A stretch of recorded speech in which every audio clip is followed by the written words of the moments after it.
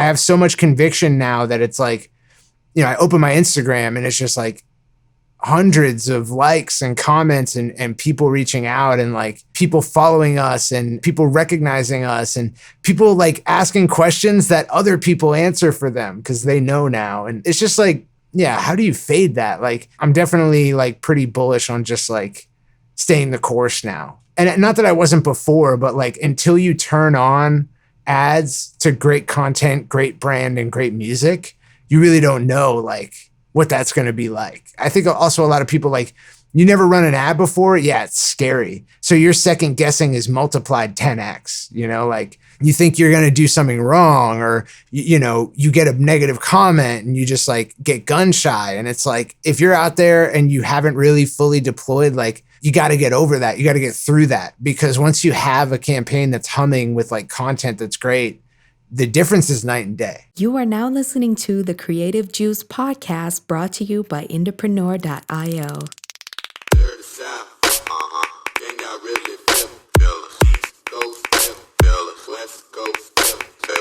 What's up, Indies? Welcome back to the Creative Juice podcast. This is episode 213. We're so excited to be here with you today. This is going to be a really exciting episode. I'm your host, Jack McCarthy. With me, as always, is your co-host, Mr. Ed Isola. Ed, what is up, dude? Dude, I am pumped because you're about to make another introduction that I think is going to be a very fun series of episodes to come. So, would you like to? Yeah, teasing a little bit of what's to come. Welcoming back to Creative Juice today. It's been about 6 months since you've been on the show. We're welcoming Circa back on to Creative Juice. Thank you for being here, dude. Welcome. What's up, guys? How's it going?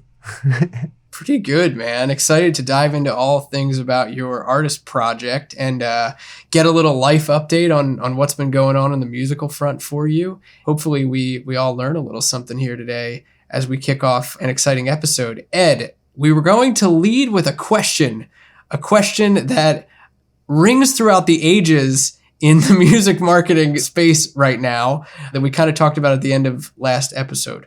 What is the question?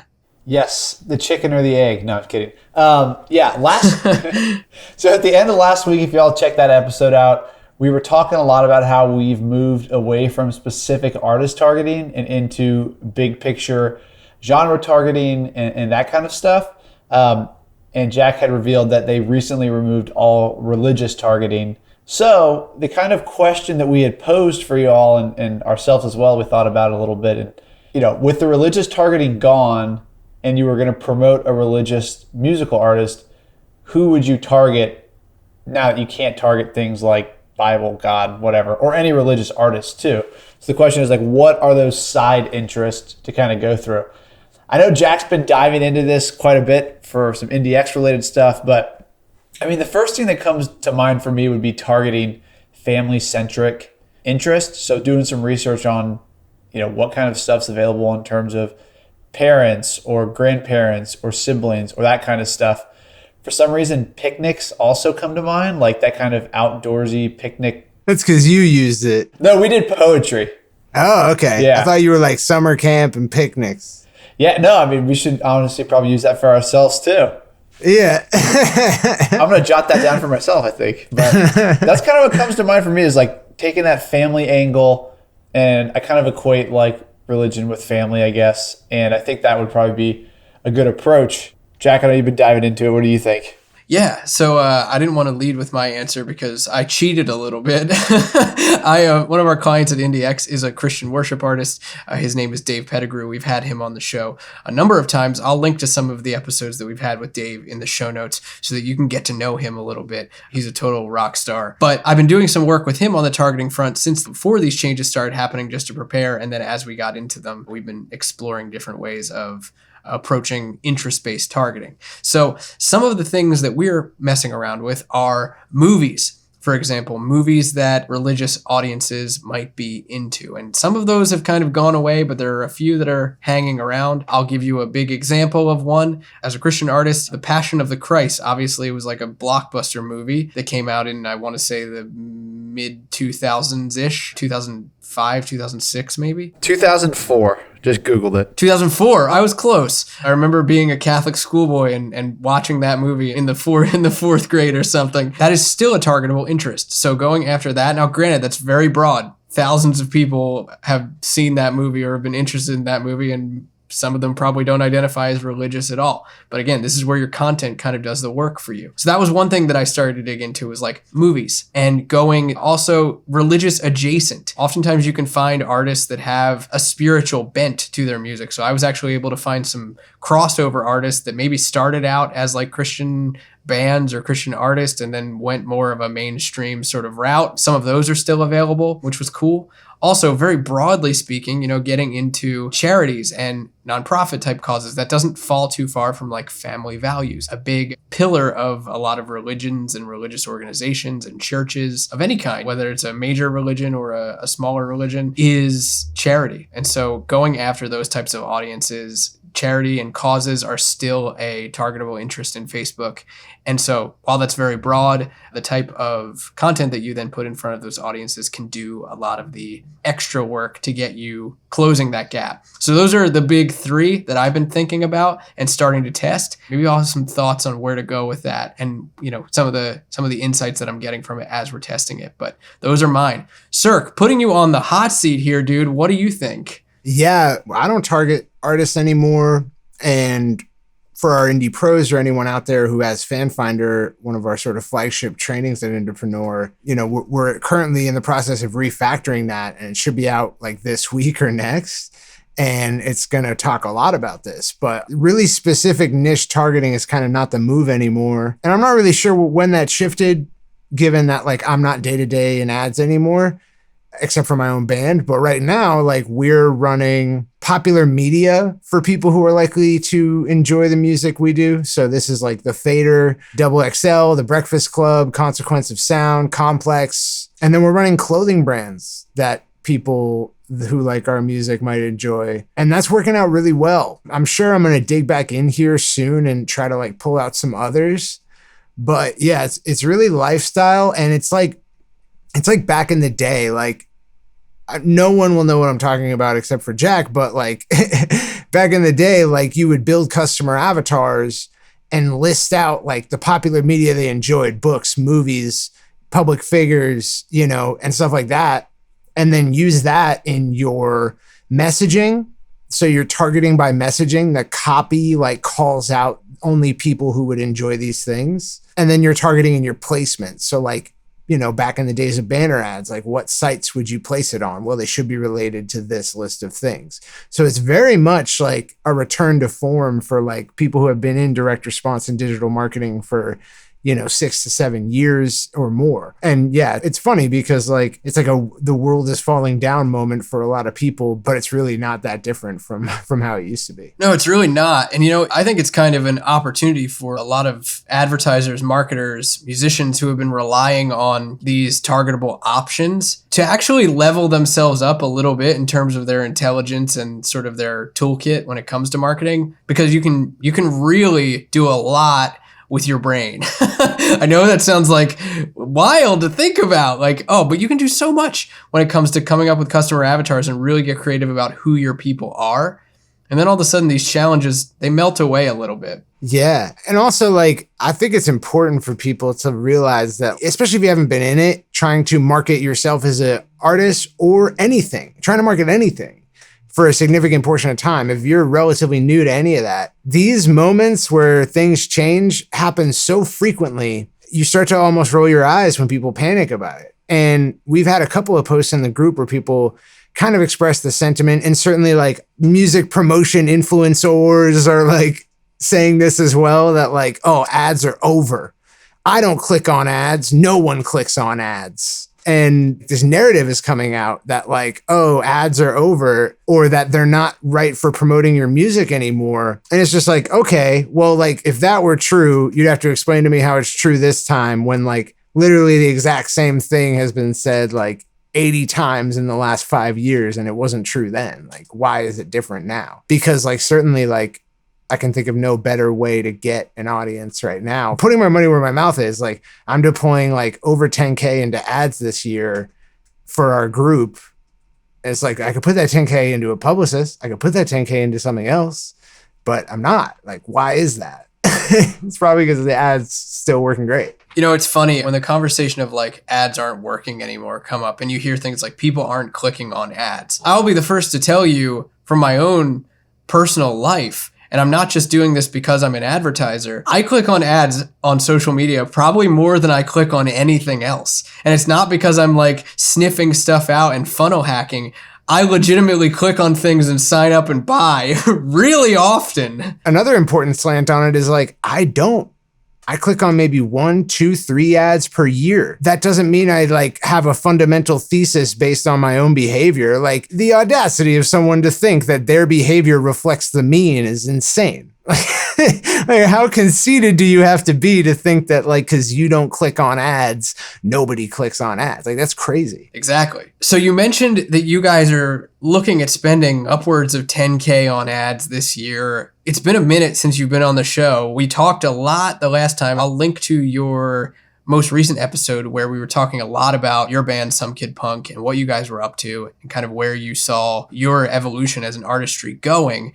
But I want to talk about it. Let's get an update. Like, what's been going on? Where have you guys been hiding? What have you been working on? What's kind of been happening on the marketing front? Give us sort of the lowdown here. Yeah. So I think we talked like close to the winter or sometime in fall. And at the time we were doing a lot of, I guess you could say, like education strategies and organic building, trying to get like an ecosystem in place of content and brand so that when people come, there's something there for them. It's not just like a desert. There's past content, there's people commenting, there's a branded feel. We really kind of ate our veggies in that first like 6 months of the group. So like, okay, then in late fall towards like the winter, like I took a big hiatus from posting that content just because my wife's pregnant and we got a baby on the way and like, you know, life kind of got in the way. We definitely kept making music at the exact same frequency and releasing a song every 2 weeks. But like I had to like take a pivot breather, you know? And then as we got back into it, it seemed like, okay, let me go and check with people I respect as to like what's getting them gains at the top of the fan journey, at the top of the funnel. And I talked to you guys and Ed was like, Reels ads are killing it for me and TikTok's killing it. And so I was like, I'm not going to fade that. I'm not going to like try to do these dailies, you know, coming out of this lull. I'm going to try to take every song I've got and cut it into reels. So like 2 to 3 reels per song, which is like 19 songs. And then I'm going to run ads on all of them. And I'm going to have those ads be click ads, traffic ads to our Spotify profile, which is what Ed recommended. And it took me about a month to like deploy that and get it in place. But once I did, like, it was great. Our Instagram started growing rapidly. Our Spotify started growing rapidly. And it really gave us like a new leg of the project where I can really focus in and say, okay, I've got goals and I've got a way to achieve those goals. So that's kind of what's updated. We're now back in effect. We're almost a year in, meaning we'll have about 26 singles out.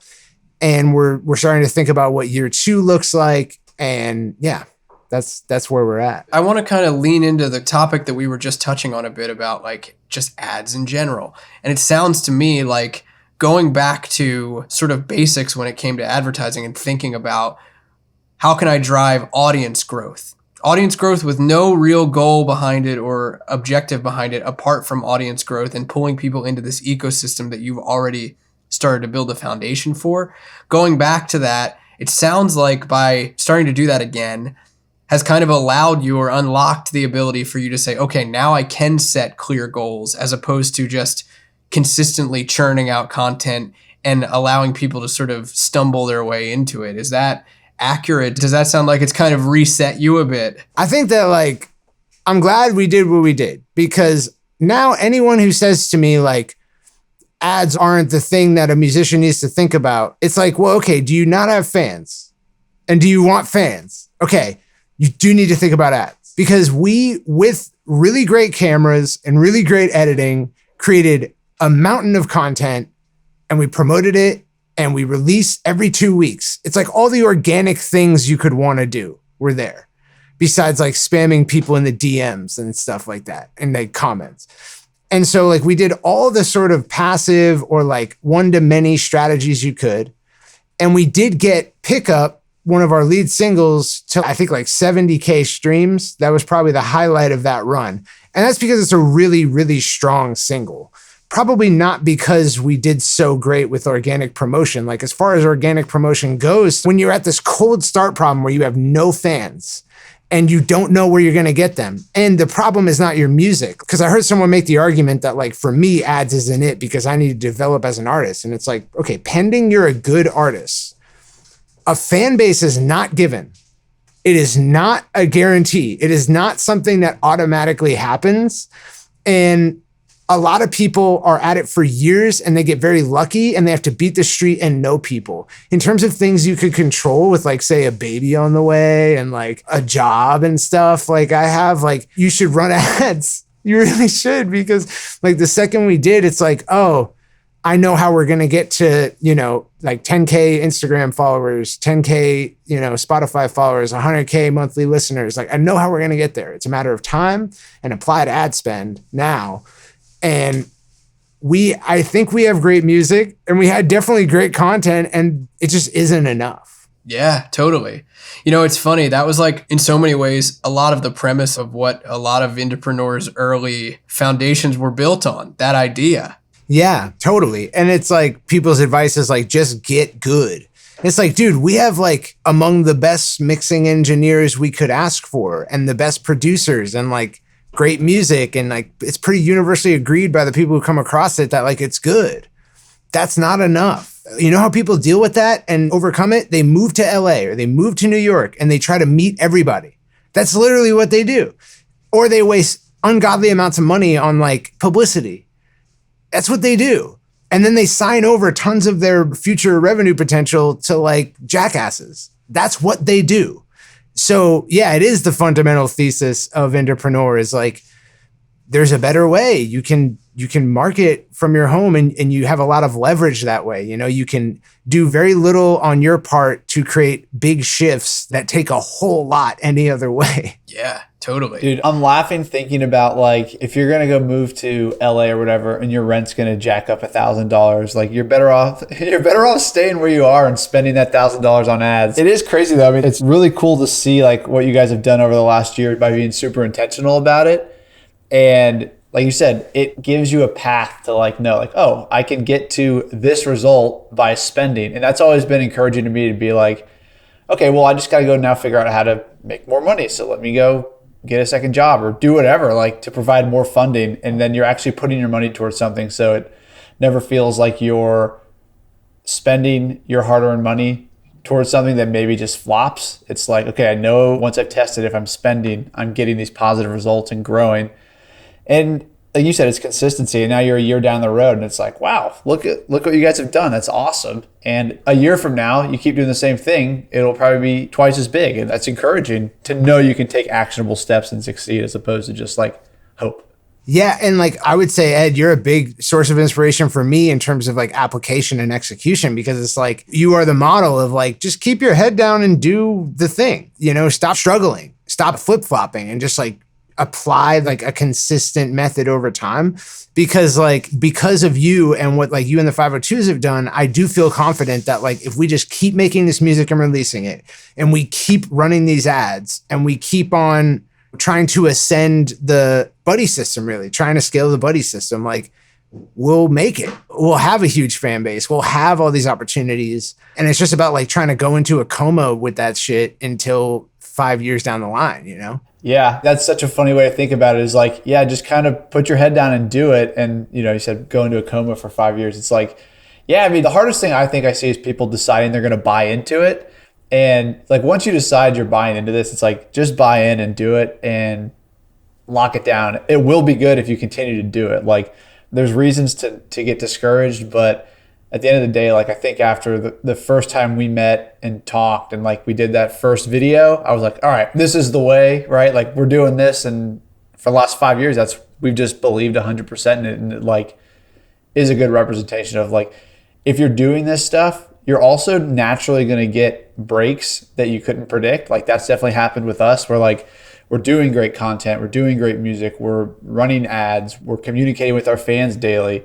And then those things give you these random one-off level ups. So you can't predict like the timeline necessarily, but like Right. That's such a good point. knowing that in a year I'll be here, you'll probably actually be past it if you actually do what you're thinking you're going to do in terms of effort and content. Yeah. When I was first starting Entrepreneur, my only experience was not with my own career. It was with other people's careers and their money for the most part. So it's like, I can have conviction when like, you know, I don't have to think about those sorts of things because I have a fundamental thesis and I don't have the emotion of like it being me. So I can execute a lot differently than someone might be able to when it's their stuff. And I understood there was a difference between what I was able to do and what the people who I was recommending to do this had to do. There's a difference in mindset you have to overcome, but I didn't know much about it. I just knew it existed. I knew it was harder for people to do this for themselves than for me to do it for others.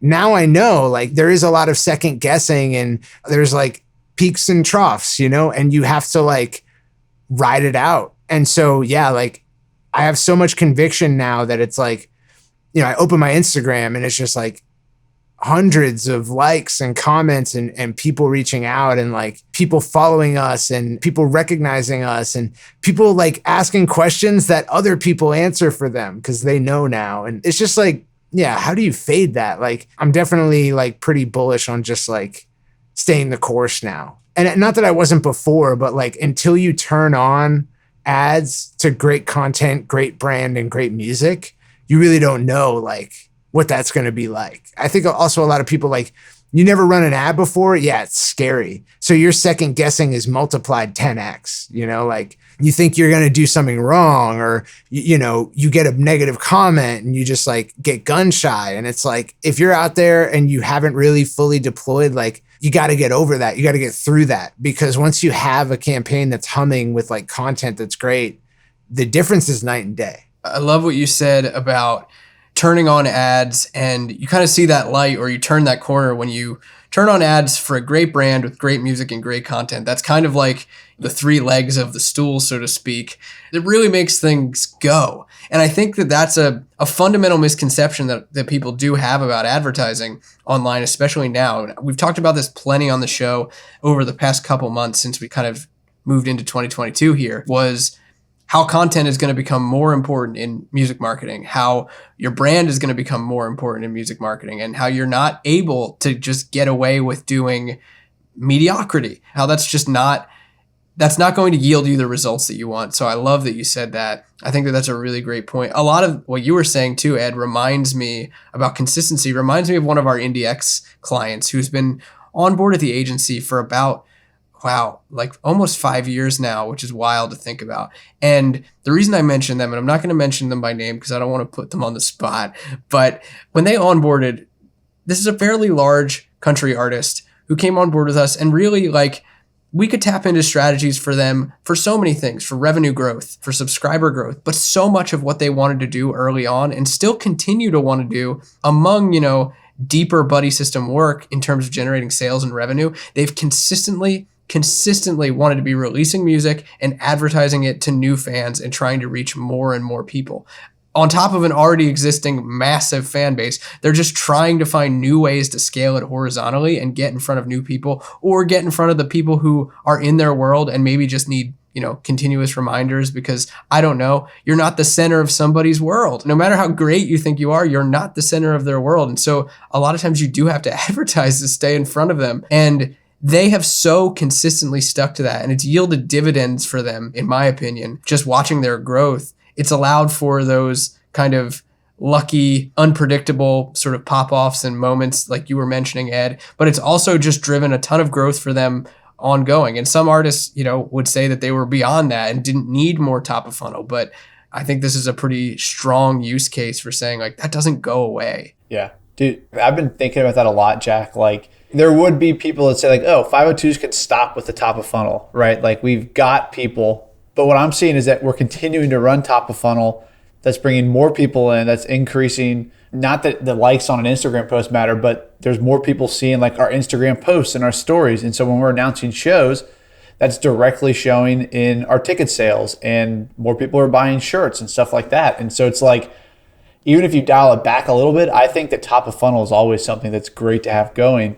And then Circa, like thinking of just about like SOMEKIDPUNK and what you guys have done, I think you guys are really smart to spend time before you started putting stuff out, getting organized. I think that's something that sometimes gets looked past when indies are starting out. And, you're kind of, we're talking about the peaks and the valleys. And I think that one thing that is common that I see is like, if you start out and this is a brand new thing, like you said, you get a negative comment or an ad doesn't work. Like if you hit a valley before you hit a peak, people tend to get super discouraged. 100%. So I think you guys are really smart to take your time, get some content together. Like your branding's very good. Your pictures are all really good. Like when people are going to your profile, it's all cohesive. It looks good.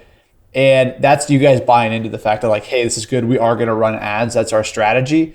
But I think that getting prepared before you dive in and having a vision is really good, as opposed to just like, oh, I heard these guys say I should do a video and run an ad and like, oh, it didn't work. So, oh, well, on to the next thing. You got to really kind of buy into it and prep, I think. Yeah.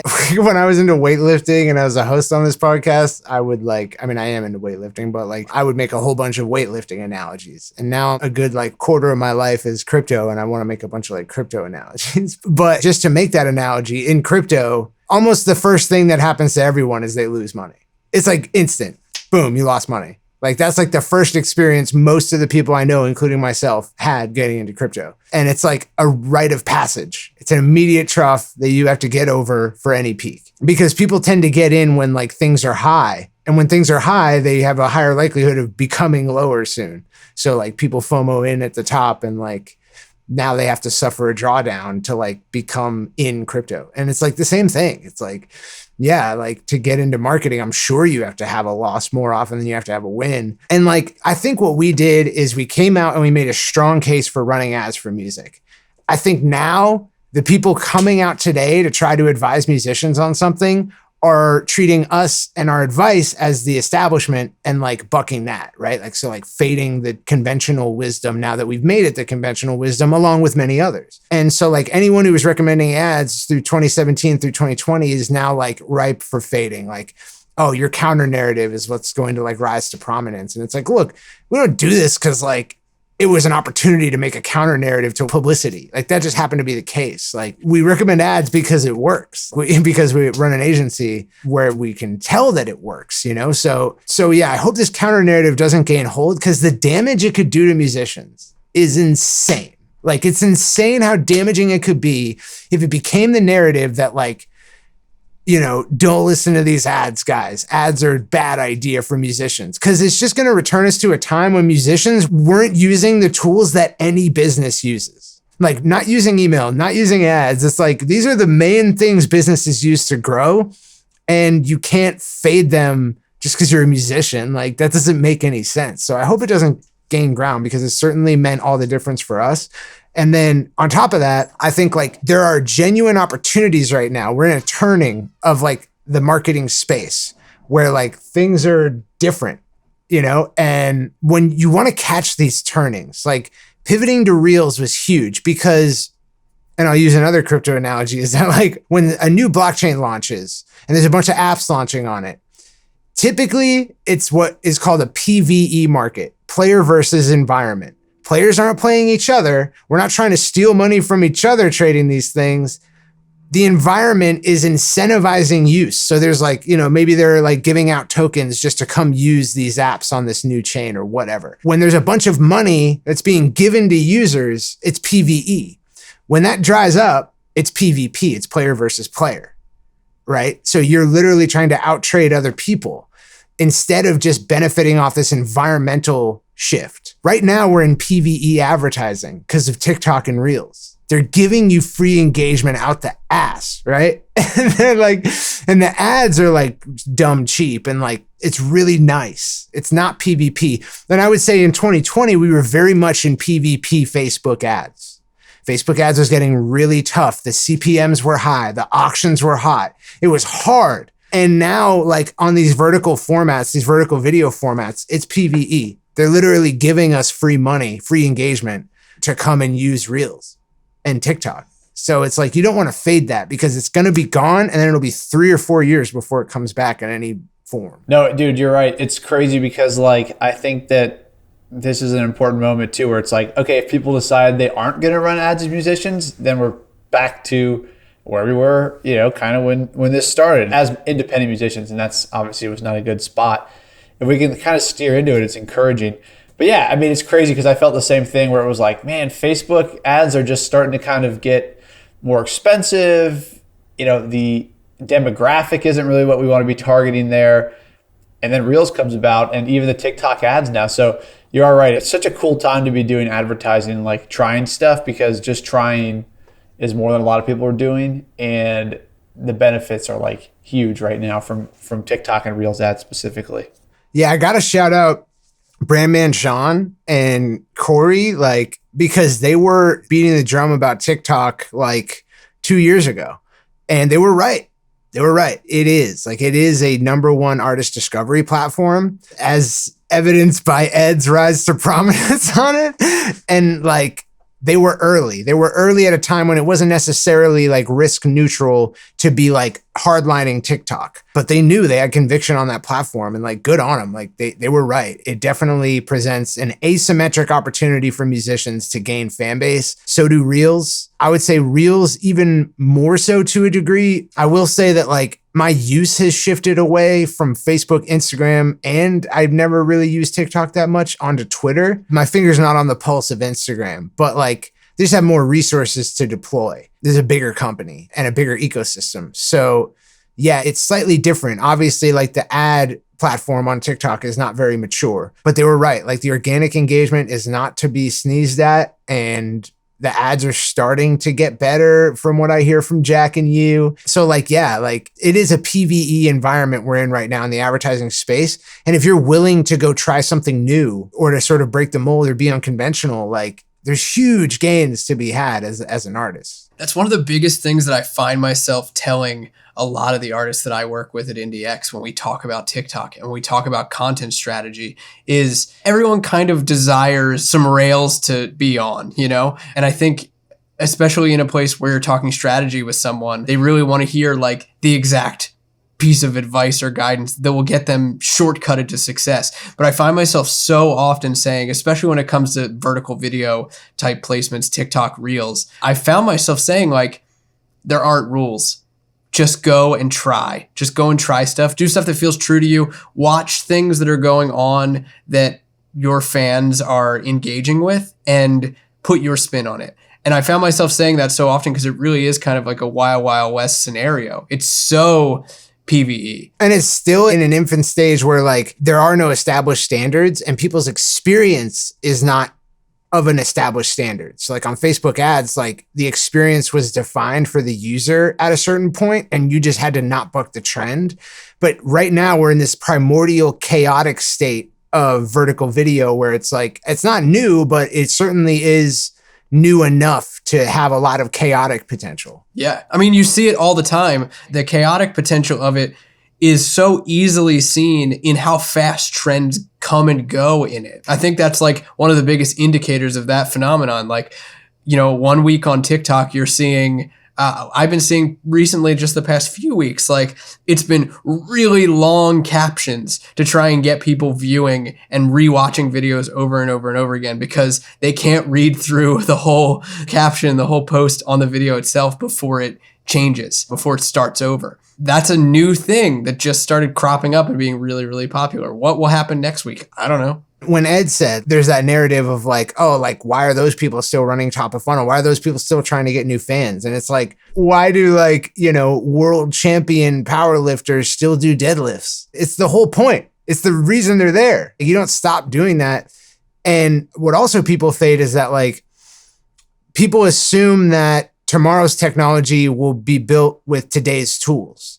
And it's no, tomorrow's tools will build tomorrow's technology. The things that are emerging now will become the bedrock for a later thing. So your capacity to get new fans grows because Ed's budget is bigger. Ed's reach is bigger. Ed's impact is bigger. And then the social proof elements that when people see an ad from the 502s and they go check them out is way bigger. So the rate at which they're converting people who check them out is going to grow. It wouldn't make sense if an established artist was getting the same dribs and drabs of fans they got when they were first starting out with marketing, but that's not how it works. once you're at that level, you have so much more resources. So the effect you're getting from that platform is going to be equally multiplied. It won't be more necessarily, but it won't be less relative to like how many fans you have now. Right. Yeah. And, you know, like I want to touch on this and reference back to something that we mentioned a few episodes back. We did an episode handful of weeks ago about some of the things that we were seeing major artists missing in their marketing. And we talked about, we were seeing a lot of like major label artists who their marketing teams or them were only focusing on top of funnel. We really pointed out how that's a problem because they weren't focusing deeper into their customer journey and focusing deeper on building their business. But you know, the same could be said for giving it up altogether. Like you don't want to just drop it. So I want to make that very clear that like it shouldn't be the only focus. And that's so often what we were seeing. But it also, you know, you can't eradicate it from your marketing stack by no means. No, you always need more audience. Like if you're not growing, you're slowing down. Right, exactly. I want to touch on something you mentioned here, Cirque. You mentioned like a few crypto analogies, which is definitely different from your weightlifting analogies. And I love it. It's a marked shift. I love that. Something we talked about the last time that you and I were chatting on the show was the concept of artists and musicians kind of shifting from just creatives that exist to create and give people art to somewhat of a public figure stance and position. And we talked a lot about that. I'm curious what you've learned about that, you know, being a public figure, both here at Indepreneur and, you know, being customer facing in that way, being a public figure facing with SOMEKIDPUNK, and also some of the things that you've learned from being involved in crypto communities and inside of Discord and stuff, since that's, you know, a big part of the stuff that you're into. I know there's another YouTube channel that you created kind of to just like hang out with your crypto friends. What have you learned and what do you think artists could learn from some of that stuff that you've kind of got in your back pocket now? I think that artists have a higher predisposition to be figures, to be like enigmatic or to be expressive or emotive or great at language. And for that reason, it sort of behooves us to not limit that sort of meta skill to one outlet, right? So like your outlet is music, right? But you have this meta skill of communication and you have a presence. And so it's like everything that interests you should probably like be within the set of things that you are creating content or talking to people about. And for me, I'm starting to realize that like, it doesn't make sense to compartmentalize my domains of expertise, the things I'm interested in, but rather to like embrace being a public figure. And yeah, definitely like with cryptocurrency, like participating in Discords, and in Web3, there's a lot of like crypto Twitter celebrities and stuff. And like talking to people, I got the understanding that like I'm good at explaining stuff. That's one of my meta skills is like I can explain stuff really well in a way that people like to take in the information. So, you know, leveraging that, it's like, I don't think I should keep such strict borders on what I'm doing.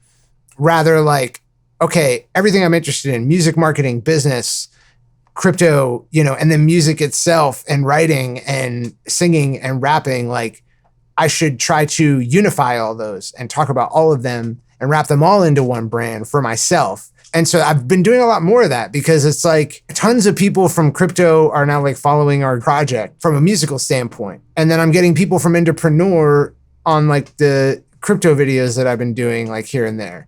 So it's like, yeah, there is a cross-pollination there, and no one's going to be upset that you are like interested in more than one thing. You know, I think all too often we as artists want to be like this solid brand that is just like, I'm this artist and it's impossible to access me and I'm enigmatic and like, you don't know much about me and like, I am this brand. It's who I am.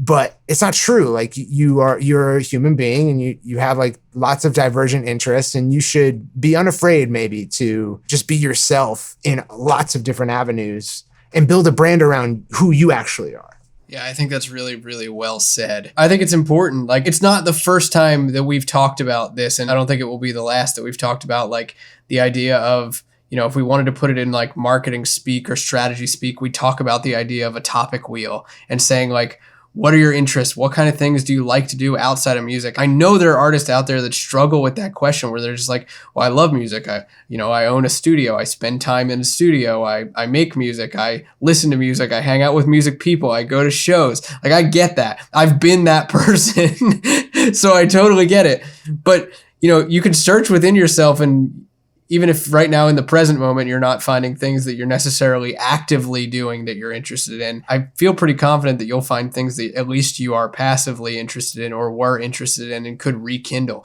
There are so many things in the past few years. Like, I would say my late 20s have been a period of time where I've explored interest in things that I loved as a kid, as a teenager, and even my early 20s that I forgot about or put off to the side. And now all of a sudden they've like just sort of been like rekindled into this like, passionate sort of stuff that I love to talk about and joke about and talk with friends.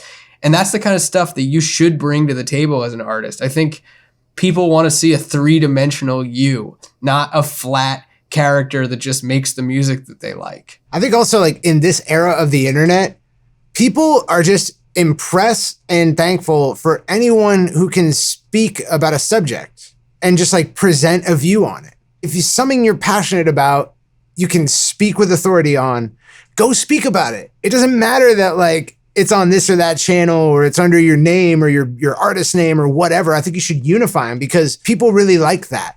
People really like when you can like give an opinion on something cogently. Think about like 50 Cent, right? Like, his brand is not music anymore. He does a lot of different things, but like very little of it is music. And a lot of artists do that. So it's like, if you're successful enough, it's something you're going to do anyways.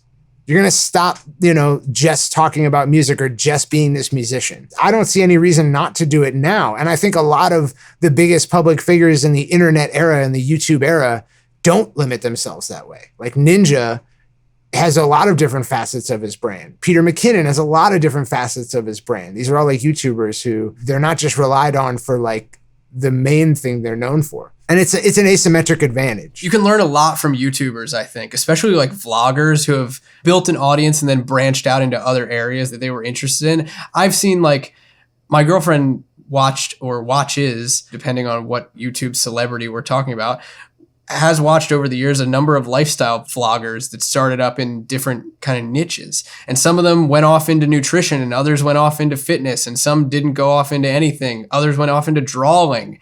And a lot of them just started as like, I'm going to tell you about my life today. And like, there were subtle hints of like, oh yeah, I was doing this at the gym or I was preparing this meal prep or whatever it might be. I think there's a lot to learn there of the ways that your tentacles of your interests kind of get into who you are and how you present yourself online. It's also true of TikTokers. Like, I'm sure Ed can attest given how much he's on that platform, but it's YouTube and it's TikTok. Like, you see all these stars. It's like, what is Jake Paul? Is he a rapper? Is he a boxer? Is he a viral video creator, like a video creator? Is he a merch, brand? He's all of these things at once. And it's been that way the whole time. Some might see that as like a fragmentation of efforts, but it's not. It's a consolidation of efforts. The fragmentation is compartmentalizing each of these things into their own project that you eventually do. It's like, if you can find a way to do it all at once and like gain an audience around who you actually are, like that, I think that's a huge advantage. That's a really great point. And I want to stress on that a little bit is I think a lot of artists get scared when they hear like, oh, I can do all of these things. And they're like, wait, but I've always been told not to break my focus. And I think that there's truth in that, but you're right. The breaking of your focus happens when you try to over compartmentalize instead of finding a way to unify the things that you can do together and then leaving the things off to the side that can't be unified right now. Leave them for now and come back to them later when you can unify them. Yeah, just be a spectacle. If you can, if it suits you, like there's no reason not to. I think it's really good advice. And I think it allows for a lot of creative freedom. I think that's one of the coolest things about it. That's a great lesson learned. I'm curious, have you seen that in like the crypto communities that you hang out in? I know like I spend a little bit of time in Discord kind of in that world, and I've started to dabble in it since around the late summer, fall of last year, but you're way more into it. Have you seen kind of similar, obviously like projects pop up, both in like the music crypto space, but also just Web3 in general? Projects pop up and people talk about the things that they're passionate about. But as far as like the figures that exist in that space, do you see that same kind of phenomenon happening the same way that it does on TikTok and YouTube and whatnot? I think that crypto is something that a lot of these multifaceted public figures are adding to their stack, just simply by virtue of like it interests them. So yes, totally. Every celebrity has come out and bought a Bored Ape or like invested in this or that crypto or has tried to start a crypto protocol. Definitely like it's something that belongs to this era of public figures that like are not denominated or limited into one domain of artistry or popularity or whatever. They build an audience around just them. And especially in crypto, people do that because like, what are people a fan of you for? Because like, you know, you have good tweets and like maybe you've like had a few wins in crypto. Like that's really it. It's just about like, are you entertaining? And then like the world of interest is there to create content about.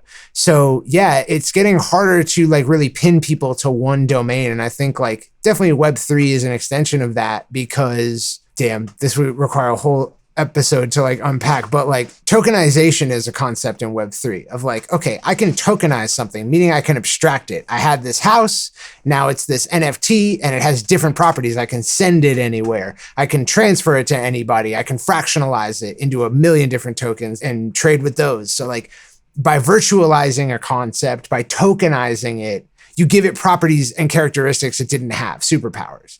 And right now they're tokenizing attention, they're tokenizing audience, they're tokenizing content and creators in many, many different ways, whether it be, you know, Lyrical Lemonade launching an NFT project today, whether it be Bored Apes having their own token that's emitted to the NFT holders. There was one crypto Twitter personality, Irene, who made NFTs of herself and made a DAO around those NFTs. And they're just like shit pictures of her. But it's this concept of like simps, like men who kind of comment too much on attractive women's posts. Like, how do you monetize like that weird attention that like she's getting? Oh, she created Irene DAO, you know? Tokenizing simps. That is not where I thought we were going to go on this episode. But like, it shows a good example of like, how do you tokenize unwanted attention and monetize it? It's like, they did it. It happened. Like I have a historical example to show you. And that's not the only thing you can tokenize. It's not the only thing you can abstract. You can abstract anything. There are creators who are basically like creating tokens or NFTs around their YouTube channel or their video creatorship. And then that gives you, as a holder of that token or whatever, you now have governance. And so you can vote on what happens with the revenues from that channel or what videos are done next or, you know, this or that. Any matter that pertains to those videos, you have a say in. And so now you're tokenizing ownership and doling that out, and you're tokenizing community and, you know, creatorship. So I think that like it's about to get very weird in terms of like everything is about to become anything else. It's kind of how I would describe it. Like you're going to see very abstract forms of these concepts that we know and love, including being early. Like think about this, right? When you find out about a band that's obscure and then they get big, the rage, right? When like your friend's trying to tell you about a band you've been in since they had like 1,000 fans, and the clout that comes with saying I was at their concert when there was 20 people there. Okay, that clout's going to get tokenized. The fact that you were early to this band, you can bet it's going to get virtualized, tokenized, and monetized in the next 5 years. 100%, I guarantee that. So you will have an actual like liquid tradable form of the clout you have from having been a fan of Weezer since 1990 or whatever. You will. And so preparing for that era means like a lot of border breaking. Like you really should be unafraid to live out loud if you're an artist, because the canvas you're painting on is no longer a CD that you buy at Sam Goody. It's like an internet of attention that like there's different tools for now. I think it's going to be really fun to dive into this. I'm going to out us here and say what we're going to be doing over the next couple of weeks. Circa is going to be joining us as a co-host for the next, a guest co-host for the next 3 or 4 episodes, where we're going to be diving into a lot of these concepts. What's going on in Web3, what Web3 is, what artists can learn about crypto. And we're going to have some really, really exciting guests. So Circa, I'm super pumped that you're going to be joining us. And I feel like what we just talked about kind of at the tail end of this episode was just a little bit of a teaser of some of the topics and the discussion that we're going to have. So I'm really excited, and thank you for being willing to join us today to kind of update us on SOMEKIDPUNK and also to dive into this wild, wild west of Web3 and what artists can learn about it now and how they can kind of be in on the bleeding edge of what's happening. Hell yeah. I sincerely appreciate the opportunity. I will say as a final send that like SOMEKIDPUNK originally had Web3 and DAO intentions. And it looks like coming soon, now that we have these ads in place, like the next thing we got to start thinking about is one-to-one communication with our fans and building that community. And I think that's when we finally get to start deploying this. We get to start putting out stems and instrumentals and stuff on chain and making it accessible to people. And that's probably the next leg of where all this heads, is like very Web3 centric. It's exciting. It's going to be cool to watch, and also really cool to see it be documented. So I can't wait. Ed, you got anything to leave us with, or shall I sign us off? I'll sign us off. That was great. I didn't realize I outed that Circa was going to be on a few episodes early in the first minute of the episode, but yeah, dude, I'm excited. Well, we will see you next week. Cheers. All right, Indies, thanks so much for joining us for this episode. We'll catch you guys next week as we kick off a little Web3 series here at Creative Juice. We'll see you guys soon. Peace out, Indies. Can y'all really feel us? East Coast, feel us, West Coast.